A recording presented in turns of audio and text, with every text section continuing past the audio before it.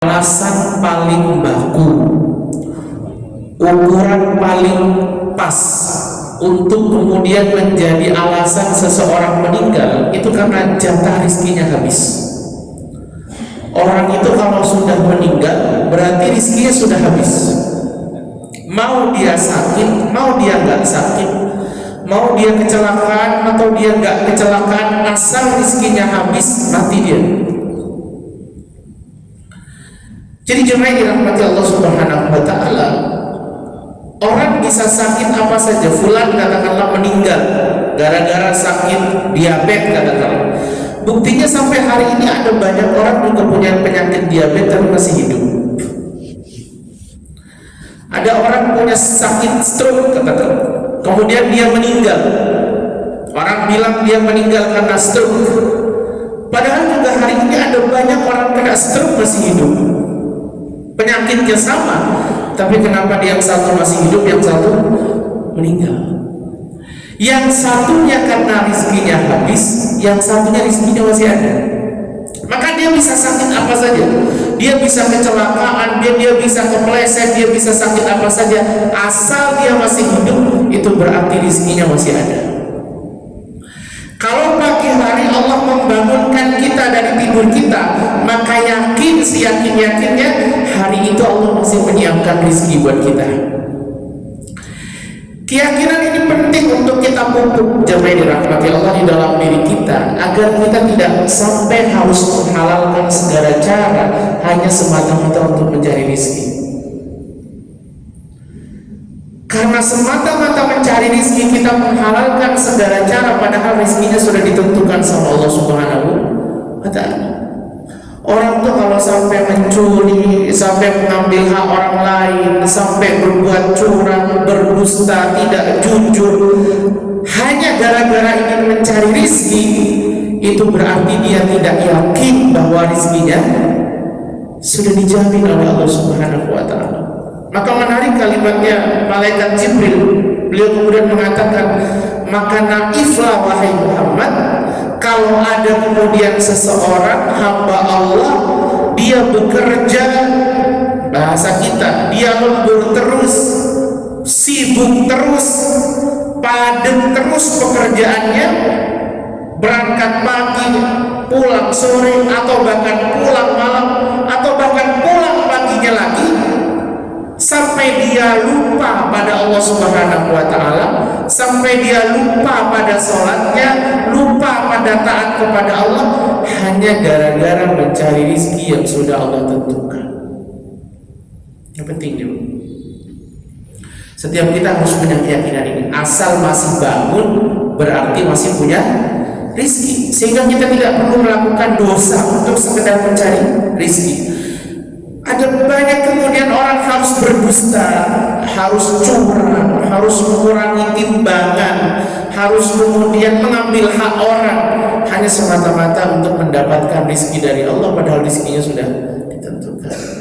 Maka kita perlu yakin, seyakin-yakinnya bahwa selama kita masih hidup, Allah masih menjamin rezeki kita. Kalau sudah mati, itu berarti rezekinya sudah habis, terlepas apakah di rekeningnya masih ada atau sudah habis.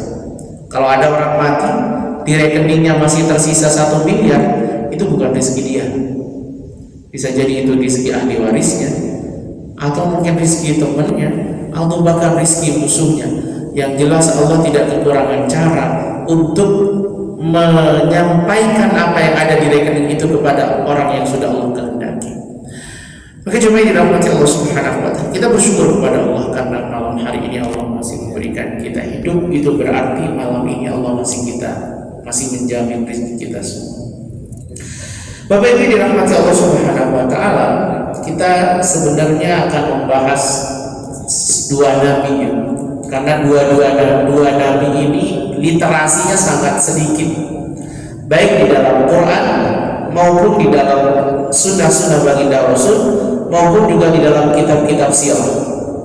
Bahkan satu nabi itu di Quran tidak disinggung sama sekali. Yang satunya disinggung. Satu Nabiullah Sin alaihissalam. Kemudian yang kedua Nabiullah Idris alaihissalam. Nabiullah Sis itu sama sekali tidak disinggung di dalam Quran. Karena tidak disinggung di dalam Quran, maka dia tidak masyhur di tengah-tengah kita. Ada bahkan mungkin hari ini yang baru mendengar bahwa ada nabi kedua namanya Nabiullah Sis alaihissalam. Dan ada juga yang kemudian hari ini sudah pernah mendengar, tapi memang literasi soal Nabiullah Sis ini sangat sedikit sekali. Kalau di dalam buku ini nggak nyampe 2 lembar, 1 lembar setengah, sedikit sekali. Dan yang menjelaskan khusus soal Nabiullah Sis hanya 1 paragraf, 2 paragraf. Karena memang Nabiullah Sis ini menjadi satu lintasan untuk kemudian menolak mereka yang mengatakan bahwa manusia ini keturunan Qabil. Semua manusia yang hadir hari ini itu adalah keturunan Nabiullah Sis alaihissalam. Karena ketika Habil dengan Qabil itu kemudian bertengkar dan Qabil akhirnya memenangkan pertikaian itu, kemudian Habil meninggal, Allah Subhanahu wa taala memberikan ganti kepada Nabiullah Adam untuk menggantikan karakter Habil. Karena Qabil itu dia karakternya buruk, Habil itu karakternya baik. Nabiullah Adam sangat berharap sekali ketika nanti beliau meninggal, maka yang melanjutkan estafet dakwahnya adalah Habil. Tapi ternyata Habil dibunuh sama Qabil, sedih Nabiullah Adam alaihissalam. Maka kemudian Allah memberikan anak kepada Nabiullah Adam, namanya Sif alaihissalam. Sif itu makna aslinya adalah haibatullah atau hibatullah, yang artinya adalah pemberian dari Allah Subhanahu wa taala atau hadiah dari Allah Subhanahu wa taala. Wa sammayahu bidzalika li'annahuma ruziqahu ba'da an qutila Habil. Diberi nama Sif atau diberi nama hibatullah atau hibatullah itu sebagai satu hadiah dari Allah karena Habil meninggal. Jadi sebagai ganti untuk Nabiullah Adam alaihissalam. Dan nanti Siflah yang kemudian meneruskan estafet dakwahnya Nabiullah Adam alaihissalam. Kata Abu Dzar di dalam hadis baginda Rasul sallallahu alaihi wasallam, "Innallaha anzala mi'ata sahifatin wa arba' suhuf 'ala Sif 50 sahifah." Sesungguhnya Allah Subhanahu wa taala itu menurunkan 104 sahifah ya. Ala Sif 50 sahifah yang diberikan kepada Nabiullah Sif alaihissalam itu 50 sahifah. Jadi beliau itu mendapatkan sahifah dari Allah Subhanahu wa taala, maka nanti Sif akan menjadi nabi. Muhammad bin Ishaq ini adalah ulama tarikh, ulama sejarah yang luar biasa. Dia penulis Sirah Nabawiyah Ibn Hisham. Itu adalah Sirah Nabawiyah yang datanya sangat lengkap sekali. Muhammad bin Ishaq mengatakan, walamma hadarat Adam al-wafatu ahida ila ibnihi Sif. Ketika Nabiullah Adam itu hendak mewafat, beliau kemudian mewariskan estafet dakwahnya itu kepada Sif. Wa 'allamahu sa'atil laili wan nahar. Dan kemudian Nabiullah Adam mengajarkan kepada Sif alaihissalam tentang waktu-waktu yang ada pada malam dan siang hari. Wa 'allamahu ibadati tilkas sa'at. Dan kemudian Nabiullah Adam mengajarkan ibadah-ibadah yang bisa dilakukan oleh Nabiullah Sif sepanjang hari itu. Wa 'allamahu biwuqu'it tufan ba'da dzalik. Bahkan Nabiullah Adam memberitahu kepada Nabiullah Sif bahwa nanti akan terjadi tufan. Apa tufan? Banjir ya. Jadi jemaah yang dirahmati Allah Subhanahu wa taala, jadi Sif sudah paham bahwa nanti di zaman Nabiullah alaihissalam akan terjadi banjir. Wa yuqal inna ansab bani Adam al-yawma kulluha tantahi ila Sif. Ini kalimat para ulama. Inna ansab bani Adam al-yawma kulluha tantahi ila sin. Sesungguhnya semua nasab Bani Adam hari ini, ya, sejak Nabiullah hari ini, sejak Nabiullah Nuh alaihi salam kemudian tufan itu melanda terjadi, setelah itu kemudian semua musnah, maka yang setelah itu manusia yang hidup setelah itu tantahi ila sin, semua nasabnya mengarah kepada Sin alaihi salam. Jadi kita ini Pak keturunan Sin, bukan keturunan Qabil. Ini hal yang perlu saya sampaikan karena saya masih banyak mendengar orang berprasangka bahwa kita ini keturunan Qabil, padahal kita keturunan Sin alaihi salam. Nah, jemaah yang dirahmati Allah Subhanahu wa taala, setelah Sin, karena Sin ini tidak banyak literasinya, saya akan lanjut. Wa ulida li Sin Anush. Sis kemudian punya anak nanti namanya Anush. Dan Anush jemaah yang dirahmati Allah Subhanahu wa taala punya anak lagi namanya Qainan. Jadi Adam punya anak Sin. Sin punya anak Anush. Anush punya anak Qainan. Qainan punya anak Mihlail. Mihlail punya anak Yarid. Yarid punya anak Khuluh. Khuluh inilah yang kemudian kita kenal dengan Idris alaihissalam. Jadi nama aslinya adalah Khuluh. Dia keturunan generasi ketujuh daripada Nabiullah Adam alaihissalam, dan dia buyut daripada Nabiullah Nuh alaihissalam. Jadi dari sini kita paham bahwa nabi kedua adalah Sin, nabi ketiga adalah Idris. Kita keturunan Nabiullah Sis alaihissalam, dan setelah Nabiullah Sis estafet dakwah itu terus berkembang hingga Nabiullah Idris alaihissalam. Nah, Idris di dalam Quran itu literasinya sedikit sekali, bahkan Allah menyebutnya hanya 2 ayat di dalam Quran.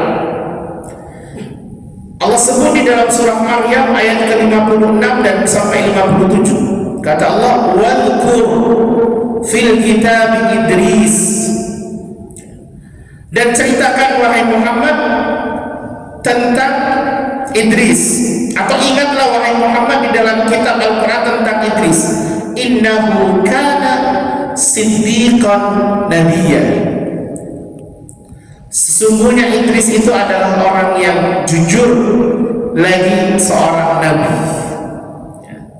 Maka kenapa Idris itu masyhur di dalam telinga kita, masuk pada 25 nabi yang wajib diketahui itu, karena Idris walaupun sedikit literasinya, tapi Quran menyebut namanya. Quran menceritakan Abdullah Khadir apa? Ya, Quran menceritakan enggak? Apa? Enggak. Iya Pak. Kisah Nabiullah Musa dengan Nabiullah Khadir di dalam Quran diceritakan. Cuma Quran tidak pernah menyebut nama Khadir di dalam Quran. Khadir apa Khidir? Hah? Khadir apa Khidir? Khidir. Kenapa Khidir? Nah, susah kalau sudah. Kenapa Khidir? Para ulama sirah sering menyebutnya dengan Khadir. Kenapa disebut Khadir? Khadir itu artinya hijau, khudra, khadra. Kenapa disebut hijau? Kalau nggak salah Imam Ibnu Jauzi pernah menyampaikan bahwa Khadir itu dulu pernah duduk di sebuah padang pasir. Ketika beliau duduk begitu, area yang beliau duduki itu kemudian menjadi hijau. Maka disebut Khadir. Khadir. Kita mengenalnya Khidir. Dia tidak jadi masalah. Cuma kan ketika ditanya kenapa Khidir, agak susah jawabnya. Baik, sama Nabiullah Khadir itu di dalam Quran disebut ceritanya, tapi tidak disebut namanya. Maka tidak muncul di dalam 25 nabi yang wajib kita ketahui. Ceritanya panjang sekali. Nanti di dalam kisah Nabiullah Ilyas ada Nabiullah Khadir.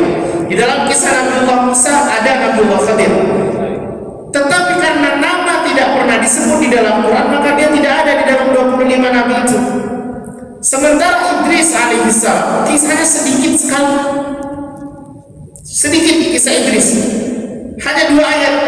Wadhkur fil kitab Idris innahu kana siddiqan nabiyya wa rafa'nahu makanan 'aliyya. Walaupun sedikit tapi nama Idris disebut, maka dia berada di dalam barisan 25 nabi. Karena secara silsilah dan periodisasi Idris itu berada setelah Syith, maka Idris kemudian di dalam 25 nabi itu digolongkan ke nabi kedua, karena Syith tidak disebut di dalam Quran. Padahal di dalam sirah kita akan mendapati bahwa Idris itu ada nomor ketiga, ya, namanya Khunu atau Ukhnu, tapi kemudian dikenal dengan Idris. Cuma yang dirahmati Allah Subhanahu wa Ta'ala, kenapa dia disebut Idris? Karena Nabiullah Idris terkenal dengan orang yang sering belajar. Idris. Ada yang mengatakan Idris dari kalimat adrasa yudrisu Idris, artinya belajar atau membuat belajar. Tapi juga ada yang mengatakan bahwa Idris ini bahasa Suryani, katanya. Bapak tahu bahasa Suryani? Yang lagi viral itu bahasa Suryani. Ada yang mengatakan Idris dari kalimat adrasa yudrisu Idris, dari akar kata darasa yang artinya belajar. Tetapi juga ada yang mengatakan Idris ini bahasa Suryani yang juga artinya tetap belajar. Maka kenapa disebut Idris? Karena memang Nabiullah Idris punya kebiasaan dia mengisi hari-harinya dengan belajar. Nama aslinya adalah Khunu, Kho, Nun, Waw, Kho. Khunu. Ada yang bilang Ukhnu, Alif, Kho, Nun, Waw, Kho, Ukhnu. Tapi dilakopi atau dikasih sebutan gelar dengan Idris karena sering belajar. Sama kayak kita, Pak. Orang itu kan kalau disebut dengan si paling ganteng ya karena suka maca gitu kan. Kemudian si paling pintar karena suka belajar. Sama Idris juga begitu, dia suka belajar. Belajar apa? Sahifah. Allah kasih sahifah kepada Idris dan itu dibaca, dipelajari dan lain sebagainya. Maka Idris kemudian disebut dengan Ukhnu, itu disebut dengan Idris. Dan jemaah dirahmati Allah Subhanahu wa Ta'ala, fa Idris alaihi salam qad anallahu alaihi wa wasafahu bin nubuwwah siddiqiyah. Nabiullah Idris itu disifati oleh Allah dan satu dengan siddiqiyah atau siddiqah. Artinya dia jujur. Orang tuh kalau jujur, jemaah, kenapa kalimat jujur itu di dalam Al-Quran diwakili dengan kata siddiq? Di dalam Quran diwakili dengan kata siddiq. Siddiq itu disebut dengan jujur. Abu Bakar As-Siddiq itu karena kejujuran beliau. Ya. Siddiq disebut jujur itu karena orang yang jujur itu pasti dia yakin kalau Allah melihat apa yang dia katakan, yang dia lakukan, yang dia sampaikan. Abu Bakar As-Siddiq itu kemudian digelari dengan Siddiq, itu artinya sebenarnya jujur. Kenapa digelari jujur? Karena Abu Bakar As-Siddiq itu dia meyakini betul bahwa setiap apa yang dia sampaikan, yang dia katakan, yang dia perbuat, dia yakin Allah melihat. Karena Siddiq itu satu akar kata dengan kalimat tasdiq. Jadi tasdiq itu artinya mengimani, meyakini.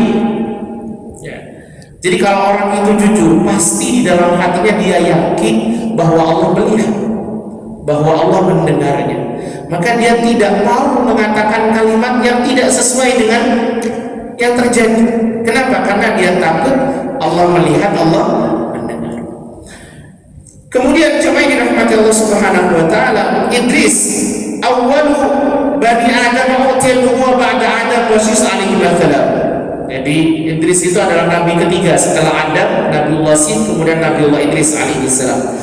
Annahu awwalu man khatta bil qalam. Ini menariknya.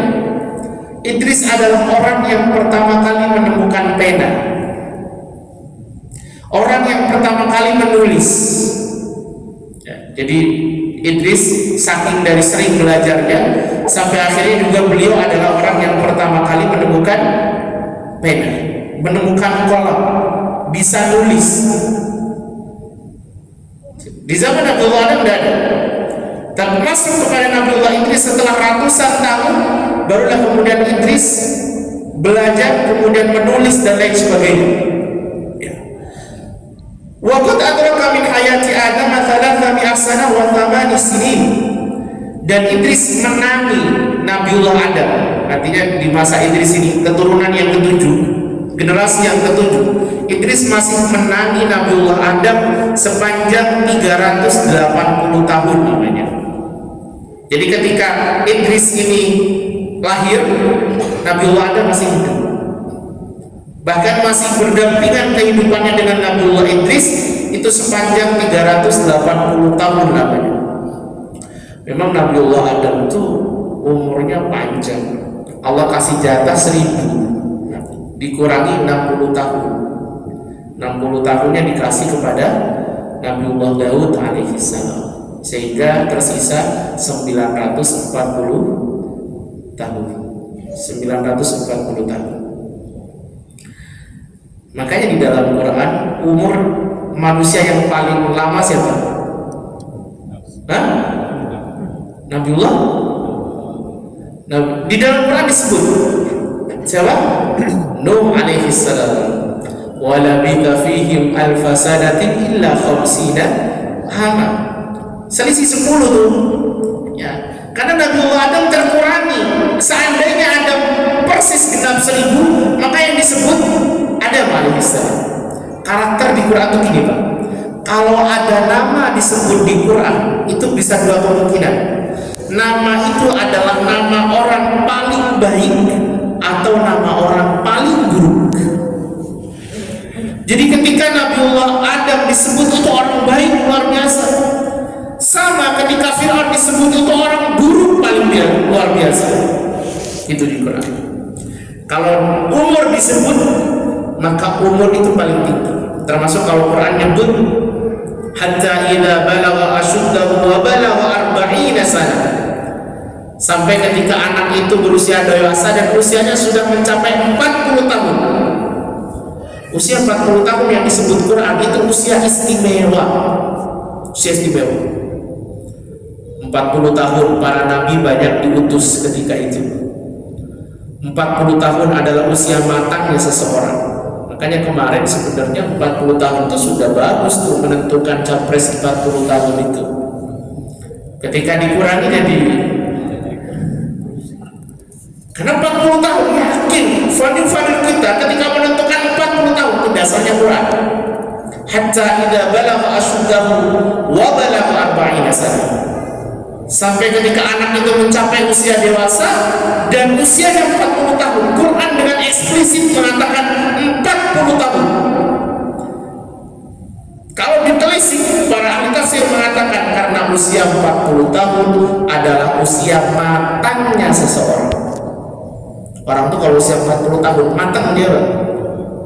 Kalau masih 35 masih ada ini dia, Pak. Tapi kalau 40 matang dia. Maka kenapa para nabi itu rata-rata diutus di usia 40 tahun? Karena dia sudah siap untuk menerima amanah mandat Rasulullah. Gitu. Nah, jemaah yang dirahmati Allah Subhanahu wa taala, Idris menangi Nabiullah Adam 380 tahun namanya. Dan dia adalah orang yang pertama kali menulis dengan pena. Bahkan jemaah yang dirahmati Allah, innahu kana nabiyyun yakhuttu bihi. Bahkan dia adalah orang yang pertama kali menemukan baju. Jadi dia itu menemukan jarumnya pastinya. Dia yang kemudian menjahit. Orang yang pertama kali menjahit. Maka tentu dia menemukan kainnya, dia menemukan jarumnya, dia menemukan benangnya. Akhirnya menjadi baju. Maka jemaah yang dirahmati Allah Subhanahu wa taala, karena banyak kemudian yang dia temukan. Ini menariknya, karena terlalu banyak yang ditemukan oleh Nabiullah Idris alaihi salam sampai akhirnya dipakai sampai hari ini dipakai oleh manusia. Kita ini berhutang kepada Nabiullah Idris. Setiap saya mengajar begini nih, kita mesti berhutang kepada Nabiullah Idris alaihi salam, karena dia pertama kali yang menemukan pena. Saat kita sholat, kita juga berhutang kepada Nabiullah Idris, karena kita bisa pakai baju. Kita bisa pakai baju. Maka wajar kalau kemudian jemaah dirahmati Allah Subhanahu wa taala, ada hadis yang mengatakan, amma Idrisa fa inna Allah auha ilaihi anni arfa'u laka kulla yawmin mithla jami'i amali bani Adam. Kata Allah Subhanahu wa taala, wahai Idris, aku mengangkat untukmu setiap amal Bani Adam, pahalanya itu semua dikasih kepada kamu. Jadi setiap amalnya Bani Adam itu Nabiullah Idris juga dapat pahalanya. Beliau dapat pahala. Ada yang mengatakan la'allahu min ahli zamanihi, yang disebut semua anak Bani Adam itu ketika zamannya, tapi juga ada yang mengatakan semua sampai hari ini. Jadi hari ini ketika kita sholat, Nabiullah Idris dapat. Saat kita ngaji, Nabiullah Idris dapat. Kenapa? Karena beliau adalah orang yang pertama kali mendapatkan menemukan pena, menemukan baju dan lain sebagainya. Termasuk beliau yang menemukan jarumnya, menemukan benangnya. Ada kisah yang menarik. Jadi ketika Nabiullah Idris waktu itu, jemaah dirahmati Allah, sedang menjahit bajunya, tiba-tiba ada iblis yang kemudian datang kepada beliau menjelma sebagai manusia. Iblis ini jemaah dirahmati Allah sering datang kepada para nabi menjelma manusia. Ketika iblis datang kepada Nabiullah Idris alaihi salam, iblis bertanya kepada Nabiullah Idris, bagaimana pendapat kalau memang kau meyakini bahwa Tuhanmu adalah Allah yang maha kuasa, maha perkasa dan maha segalanya, kira-kira, kata iblis itu, mampukah Tuhanmu memasukkan dunia yang besar ini ke dalam lubang jarum? Coba ya. Kalau memang Tuhanmu adalah zat yang maha luar biasa, bisa segalanya, mampukah Tuhanmu memasukkan dunia yang sedemikian besar ini ke dalam lubang jarum? Kan kalau di Quran kan gajah masuk ke lubang jarum, ini enggak. Dunia yang besar luar biasa, luasnya luar biasa, itu dimasukkan ke dalam jarum. Kata Nabiullah Idris, beliau tidak menjawab. Beliau cuma mengatakan, sepertinya aku kurang mendengar. Coba agak mendekat sedikit dan ulangi lagi, diulangi. Mampukah Tuhanmu memasukkan dunia yang besar ini ke dalam lubang jarum kalau memang Tuhanmu perkasa dan bisa segalanya? Kata Nabiullah Idris, jarumnya itu menusukkan ke matanya, Pak. Karena Nabiullah Idris paham pertanyaan seperti ini muncul dari setan. Jadi kadang memang ada pertanyaan itu yang perlu dijawab, tapi ada pertanyaan yang perlu digambar, Pak. Karena begini, ini susah, menjawabnya serba salah pada akhirnya, dijawab salah. Coba kalau dijawab, oh bisa, coba masukkan. Allah bisa segalanya dan nggak perlu bertanya tentang itu. Jadi kadang ada pertanyaan-pertanyaan, terutama hari ini banyak yang seperti itu, pertanyaan-pertanyaan tidak perlu kita jawab, karena kalau kita jawab kita akan terperosok, terjebak dalam pertanyaan mereka. Salah satu contoh yang sering kali digulirkan sama orang-orang liberal, mereka bertanya kepada kita, kalau memang Allah perkasa, kalau memang Allah kuasa, ini persis kayak pertanyaan iblis kepada Nabiullah Idris, bisakah Allah menciptakan makhluk yang lebih perkasa daripada Allah? Coba. Kalau memang Allah perkasa, kalau memang Allah bisa segalanya, bisakah Allah menciptakan makhluk yang lebih besar daripada Allah Subhanahu wa taala? Ini kan kalau kita jawab terperosok kita. Dan kita jawab dibilang bodoh kita. Digampar sekalian. Ditusuk, kata Nabiullah Idris alaihissalam, ditusuk. Kenapa? Karena pertanyaan ini tidak butuh jawaban, menjebak, liar pikirannya. Dia mengatakan, bisakah Allah menciptakan makhluk yang lebih besar, lebih perkasa, lebih kuasa daripada Allah sendiri? Ini kalau dijawab kejebak kita, Pak. Makanya saya bilang ada pertanyaan yang perlu dijawab, ada pertanyaan yang perlu digambar. Ya gini, ini pertanyaan perlu digambar. Maka jemaah dirahmati Allah Subhanahu wa taala, Allah kemudian mengatakan kepada Nabiullah Idris, wa rafa'nahu makanan 'aliyya. Dan kami angkat kepada Nabiullah Idris, dan kami angkat Nabiullah Idris kepada tempat yang tinggi. Ada yang menafsirkan bahwa wa rafa'nahu makanan 'aliyya itu artinya amal semua Bani Adam ini diangkat kepada Nabiullah Idris karena beliau punya jasa di mana beliau menemukan pena sehingga kita bisa belajar, menemukan pena sehingga kita bisa mengajar. Semua yang hari ini itu pasti butuh pada pena, termasuk semua yang hari ini hidup itu juga butuh pada baju. Termasuk beliau yang menemukan ilmu falak, ilmu nujum. Banyak sekali, karena memang Idris suka belajar sehingga beliau menemukan banyak hal. Wajar kalau kemudian amal-amal kita ini yang kita lakukan hari ini beliau juga dapat. Kenapa? Karena pendahulu itu, yang memulai itu, dia akan selamanya lebih baik daripada yang hari ini, karena dia mendapatkan semua pahala kita. Dia dapat sahamnya, bahasa kita. Sama Pak, kalau kemudian ini kita bangun masjid ya, pendahulu yang bangun masjid ini, itu walaupun beliau sudah meninggal hari ini, selama masjid ini kemudian digunakan, dibuat sholat, dibuat pengajian, dibuat amal-amal yang maslahat, maka dia juga dapat. Dia juga dapat. Itu pentingnya, karena makanya amal-amal jariah itu adalah amal-amal yang tidak akan pernah terputus. Kata baginda Rasul, ada 3 perkara yang tidak akan pernah terputus. Salah satunya adalah sedekahul jariyah, sedekah yang mengalir. Termasuk contoh kemudian bapak ngasih Quran kepada penghafal Quran, kemudian penghafal Quran itu pakai Qurannya bapak, sehingga itu menjadi wasilah dia hafal Quran.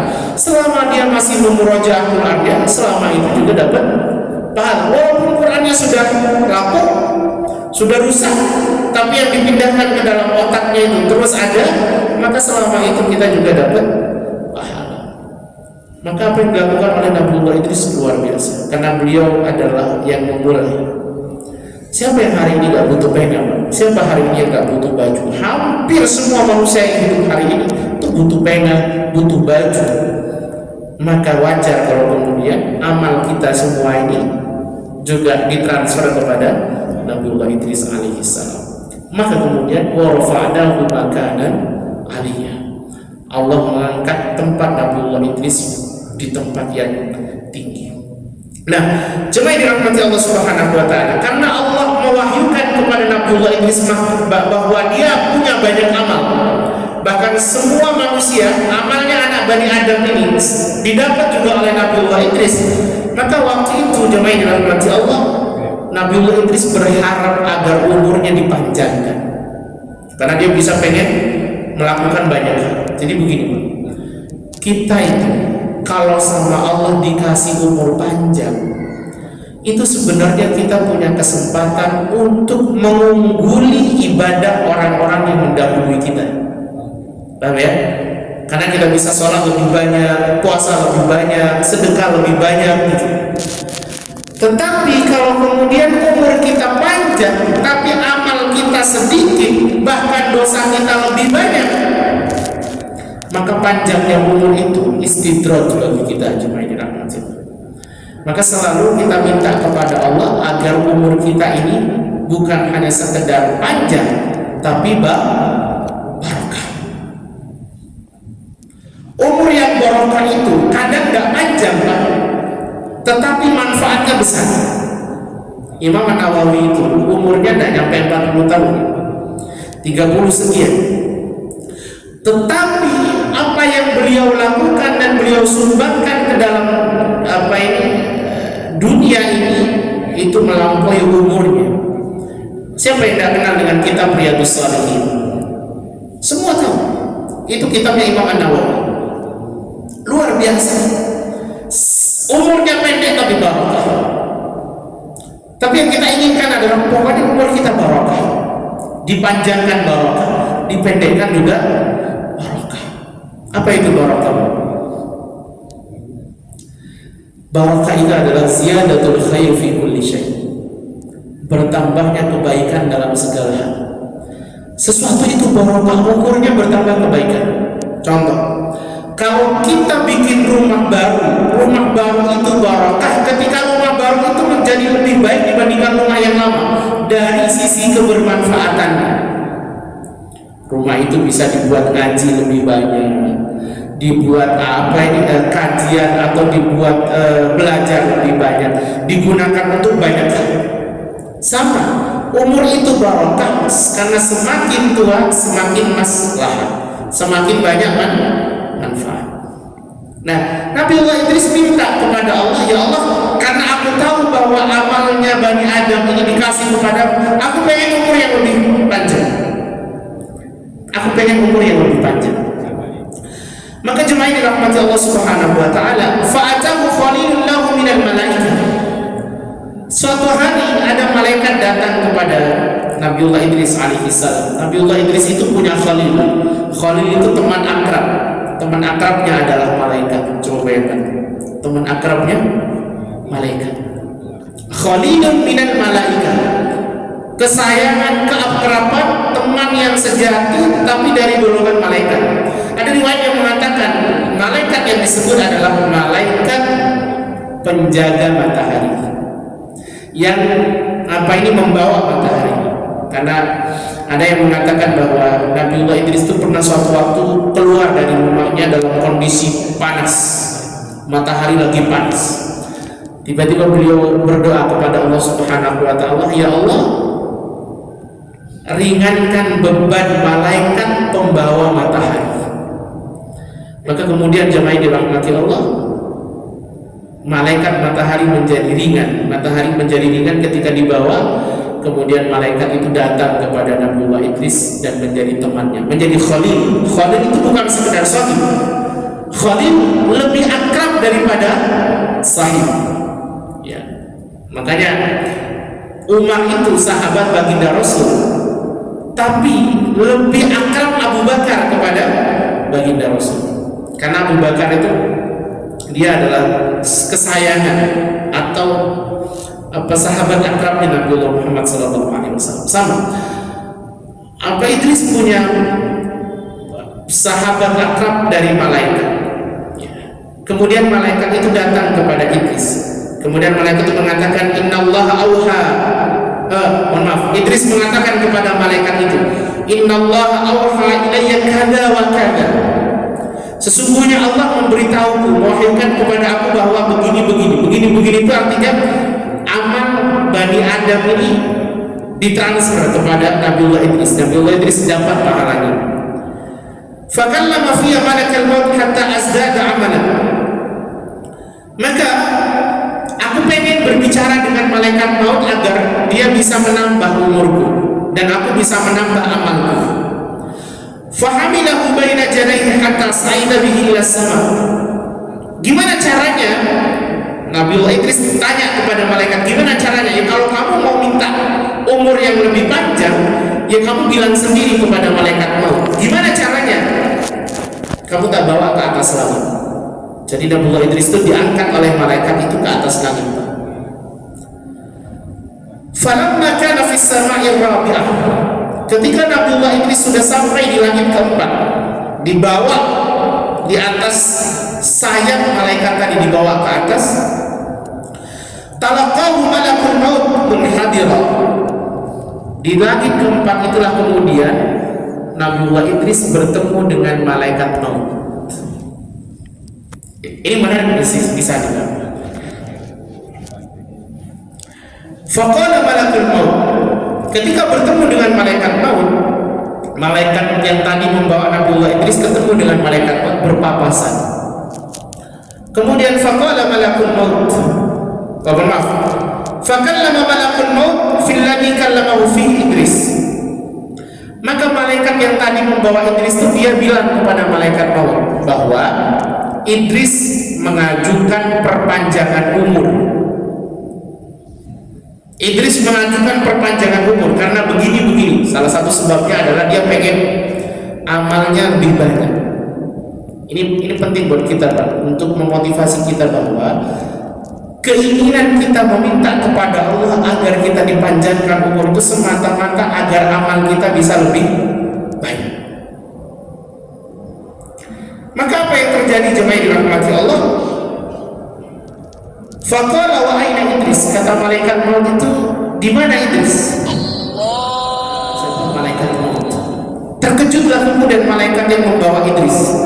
Kenapa terkejut? Karena begini, bu'ithu wakilali, kata malaikat maut, aku itu diutus oleh Allah Subhanahu wa taala, dan Allah bilang kepadaku begini, Iqbid ruha Idris fis sama ar-rabi'ah, ambil nyawa Idris di langit keempat.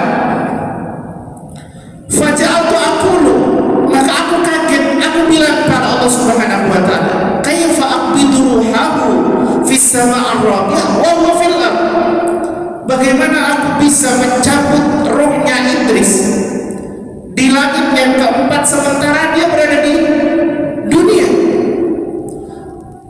Ternyata Allah Subhanahu wa ta'ala yang mengangkat Idris ke langit keempat. Faqabada ruhahu hunaka fadzalika qaulullah azza wa jalla wa rafa'nahu makanan 'aliyya.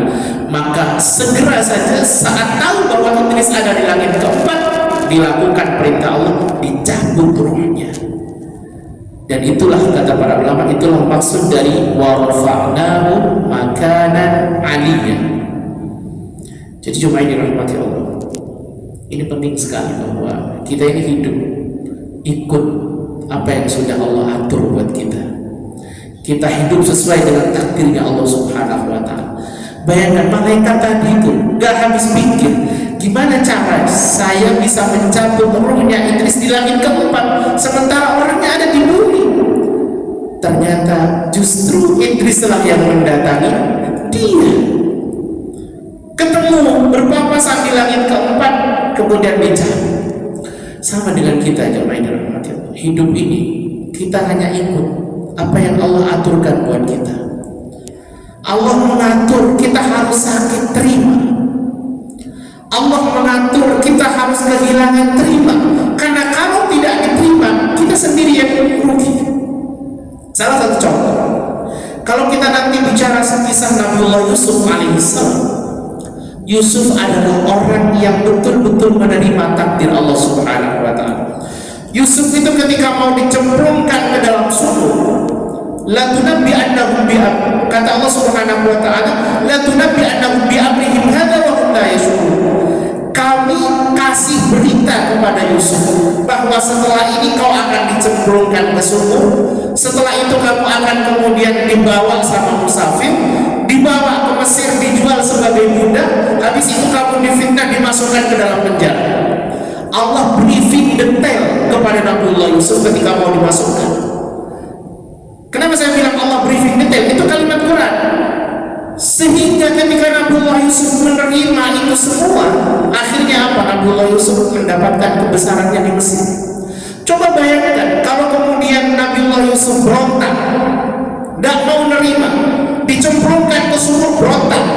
Kemudian ketika dinaikkan sama musafir dari atas sumur, dia bilang kepada musafir, aku punya rumah di sana, antarkan aku ke sana. Kan mestinya begitu juga. Kita nih masuk ke dalam sumur, kemudian diambil dari sumur itu sama orang luar, kan mestinya kita bilang, aku punya rumah di sana, tidak perlu kau bawa aku punya rumah di sana, aku punya orang tua di sana, antarkan aku ke sana. Yusuf tidak. Yusuf lempeng menerima itu takdir. Hingga akhirnya apa? Dia sampai di Mesir, dia mendapatkan kebesarannya di Mesir. Kalau Yusuf tidak dicemplungkan ke sumur, Yusuf tidak akan mendapatkan kebesarannya di Mesir. Maka jemaah yang dirahmati Allah, setiap yang Allah takdirkan pada kita, yakini semuanya baik, semuanya yang terbaik. Yang menjadikan itu buruk adalah kita. Yang menjadikan itu buruk adalah kita. Yang awalnya takdir itu baik kemudian berubah menjadi buruk, itu karena kita yang salah. Kalimat Allah jelas, ma asabaka min hasanatin famin Allah, wa ma asabaka min sayyi'atin famin nafsik.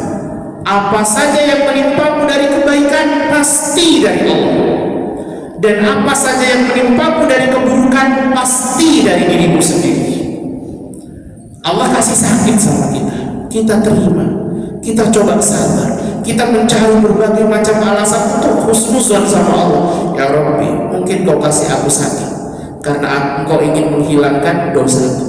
Kau mungkin kasih aku sakit karena kalau aku sehat mungkin aku bermaksiat kepada engkau. Kau kasih aku sakit ya Rabbi, mungkin engkau ingin menyiksaku sekarang agar aku tidak disiksa nanti di hari kiamat. Cari alasan itu. Ketika kita menerima, maka sakit itu jadi baik.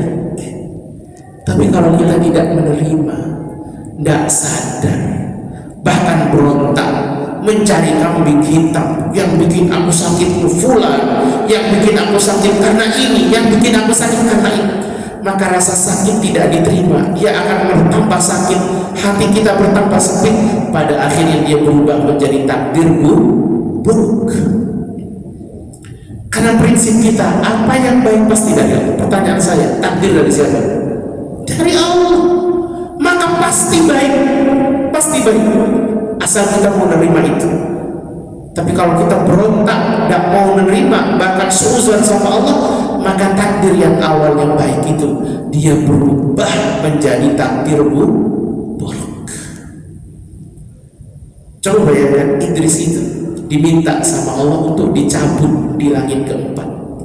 Ternyata Allah antarkan dia ke malaikat maut. Padahal malaikat maut waktu itu bingung, gimana caranya ini? Gimana caranya mencabut orang yang ada di bumi, sementara perintahnya suruh cabut di langit keempat. Ternyata Allah Subhanahu wa Ta'ala antarkan ke langit keempat. Maka cuma yang dirahmati Allah, terima apa yang Allah kasih sama kita. Itu adalah episode dalam hidup kita. Kalau kita menerima takdir Allah, Allah akan tetap menjadikan itu sebagai satu kebaikan buat kita, karena Allah tidak akan pernah zalim sama kita. Hadanallahu wa iyyakum ajma'in. Rabbana zalamna anfusana wa illam taghfir lana wa tarhamna lanakunanna minal khasirin. La ilaha illa anta subhanaka inna kunna